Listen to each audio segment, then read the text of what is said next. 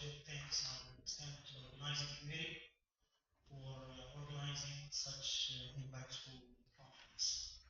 Well, my presentation is entitled, as it is demonstrated on the slide, Rewriting Silence, Counter-Narratives, and Politics of Memory in Moroccan Historical Fiction. Well, allow me to start with a question. It is a debatable question, but it reflects the significance of the study. Why does history or historiography matter? So the answer of this question is encapsulated in two terms: historical criticism and historical studies and historical awareness. Well, guided by two quotes, one of them was mentioned just in the morning by Karl Marx, who stated, history repeats itself, first as a tragedy and second as a farce.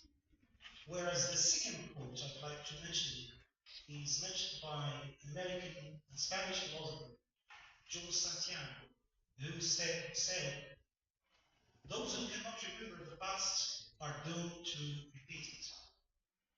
Well, so we can understand that in post-colonial nations, and Morocco is one of them, history represents remedy and the malady at the same time. Or in another way, Abdullah Aoui claims that historicism serves as a panacea for the Arab cultural retardation.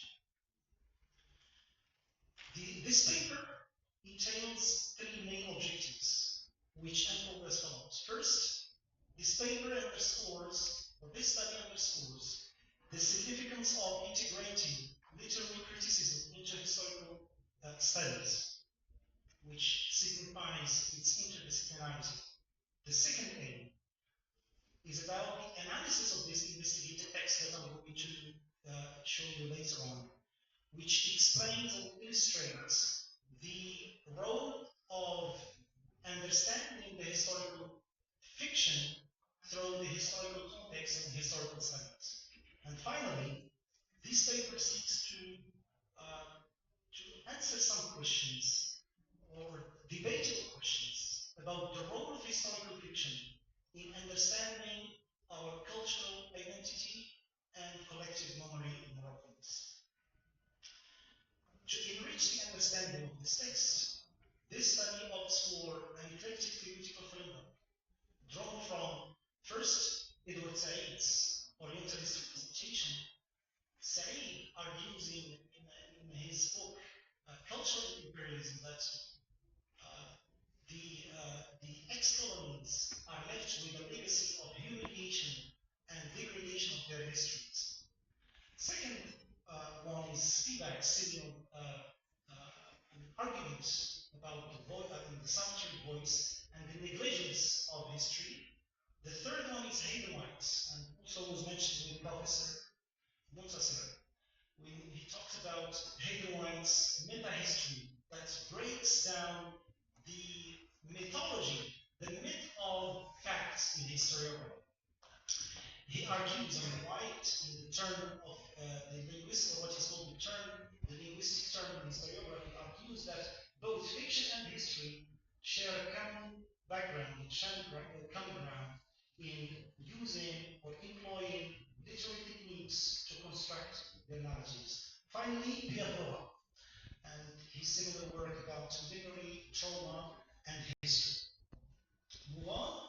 Before delving into text analysis, allow me to just provide you with a hint about historical novel as a fiction, as a genre. Due to its fluidity, critiques have agreed on the difficulty to construct a comprehensive definition of this genre or subgenre. This epistemic dispute resides in the fact that novelists in the post-modern era have entered into this role of writing history, however, and having the same role as historians, however, they blend fiction with fact. Secondly, historical fiction goes beyond the top-down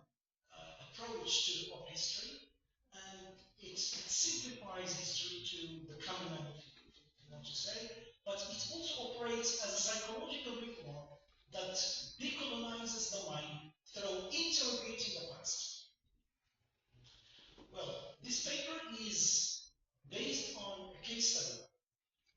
This case study is a historical novel, which is Al-Faqih, authored by